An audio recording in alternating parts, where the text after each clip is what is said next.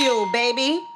How did you come up with the idea? How did y'all come up with the idea to do this Smack DVD Cocaine City collaboration? Ooh, she got the streets up. Yeah. I mean, you know, Smack, you know what I mean? That's, you know, the cloth that I'm cut from. Everybody know what it is, you know what I'm saying? We don't got to get into the history. Nah. But, you know what I'm saying? Actually, French, you know what I'm saying? French hit me, like, French was on me. Like, you know what I'm saying? French hit me like, yo, Smack, yo, come to the crib. I got an idea I want to sit down and talk to you about, man. You know what I'm saying? So, you know what I'm saying? I pulled up on him and shit, and he was just like, yo, the game is fucked up right now, man. You know what I'm saying? The game is missing us, man. I feel like, you know what I mean? At the end of the day, ain't none of the energy that we used to produce out there right now. Everybody's doing podcasts and shit like that. Everybody's sitting on couches, sitting in studios, interviewing one person for the hour, chopping clips up and throwing it. Nah, let's get back outside, Smack. Like let's go back. Let's get back to the essence of the shit. And, you know, me, I always had, you know, a itch or, you know, a craving to always jump back into the streets and shit like that. Cause, you know, I've been doing the battle rap shit, you know what I'm saying, for a long time. You know what I'm saying? I've been doing the URL shit from like 2010.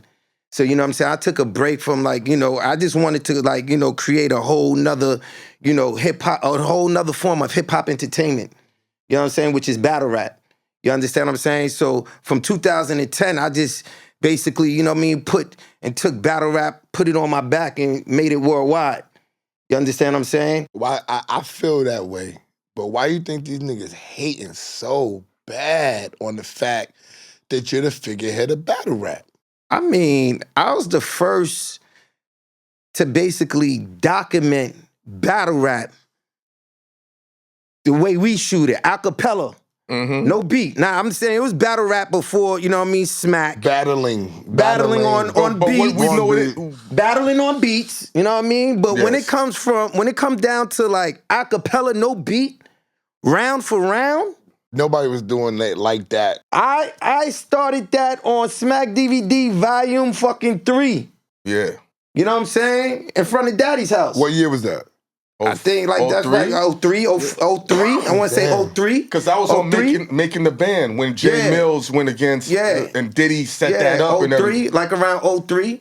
And you know, I mean, I always was a fan of battle rap. We used to do this shit like religiously in high school in the lunchroom from like, you know what I mean, 6th to 8th period. Everybody in the lunchroom and we in the lunchroom on tables making beats and everybody going in. Was Fight Club birthed from what you did? Yes, I believe so. Yes, Fight Club came after the Smack DVD. Like, you know what I mean? Everything came after the DVD. The DVD had so many different elements and moving parts to the Smack DVD. What people used to do is just take one part of a Smack DVD and then concentrate on that part and then make, you know, companies or organizations from that particular part. Like, you know what I mean? So like battle rap. Oh, yo, that shit is hard. Battle rap became like, you know, one of the most popular features on the DVD. So let me just do battle rap. And, you know what I mean? At the time, I was running around, so I didn't have time to focus on just doing battle rap at that time. You know what I'm saying? I'm over here with this A-list celebrity, that A-list celebrity, you know what I'm saying? Getting the interviews, you know, running around with different producers, shooting music videos for up-and-coming artists in the hood. You know what I mean? Getting them shine. So I was doing a lot at that time. But, you know what I mean? I always made sure that I dedicated some real estate for the culture of battle rap so people could respect it and understand what battle rap is and how they know for battle rap being today. Yeah, but the issue, right? You and Beasley have always seen ahead from an innovation standpoint. To give you context, I remember Beasley would always say, I'm building my war chest because this is going to end. That's going to end. So I remember when you decided to go towards YouTube and all the DVD niggas behind the scenes was laughing at you. What the fuck is Smack doing? He's gone. He's fucked up. I'm gonna tell you some crazy shit. Me and Smack was outside. We used to go to this fitness shit and go ball. And we pulled up on him. And before he ever put this shit up there, he was like, yo, Ran. I said, well, he's like, yo, I'm putting all this shit on YouTube. I was like, how the hell you gonna make money on YouTube, Yeah. Smack? Yeah. I remember being in the parking lot, bro. Yeah. And I was like, how you gonna put this? I said, so you gonna take this live thing and you gonna put it on YouTube? I said, Smack, how you gonna get paid? And he was like, from views. I was like, views? Yeah. I was like, get out of here with that, Smack. How many years ago was that, Ren? Yo, At least like- 17. How many years? How many years? How many years ago? Bro. You want to know why? What year you said? Let me say this. What year did you suggest? Let me see, because when we was gonna do our business, that was 07. So we talking about 16 years, probably 15, 18 years. It was right It's around that range. It Because was. Smack came to me before podcasting was a thing. He's like, I'm gonna build an online digital station, and I want you and Dutch to put it together.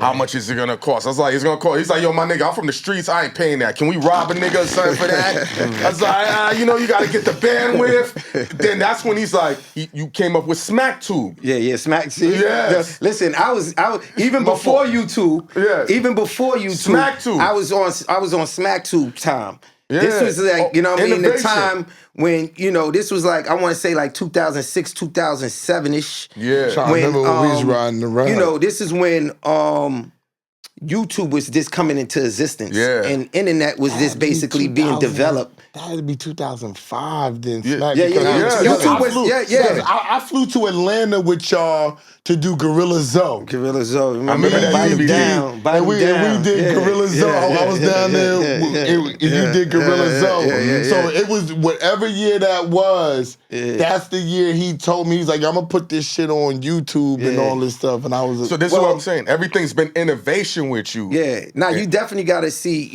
before the curve. You know what I'm saying? You got to move with time. One thing in, this world that we live in, technology is moving at a very fast rate. And if you don't keep up or be ahead, you're going to get left behind.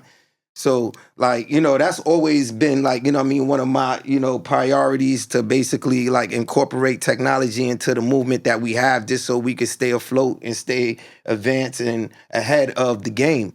So, when it came to YouTube, I was trying to do SmackTube back then. You know what I'm saying? I remember that. It was a situation where, I was at war with WorldStar.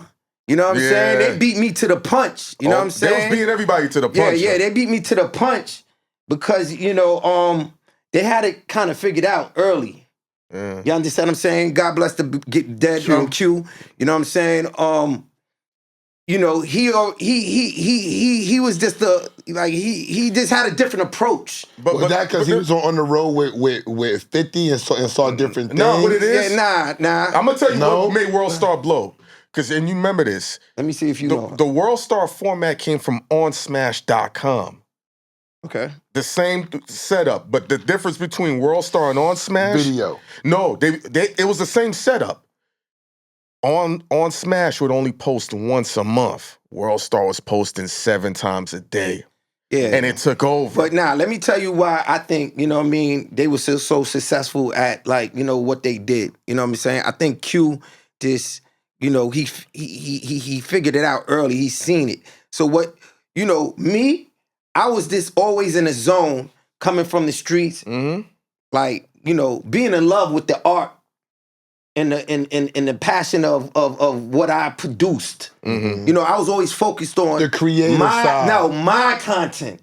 Gotcha. My content. He's always been like that. Yo, this is my, I put this thing, I shot this shit myself. Yes. I edited myself. I went back, you know what I mean? I thought of the concept. Boop, boop, boop, boop. You know what I mean? And I had a lot of work out there. But Q just sat back and it's like, yo, Everybody comes. I'm grabbing everything from everywhere and just putting it out on my platform. He If it's centralized hot, it. or if it relates to hip hop, it's going on WorldStarHipHop. You understand what I'm saying? So Yes. while I'm just basically, running around, shooting pieces, editing it up, chopping it up, you know what I mean? I couldn't keep up with the world.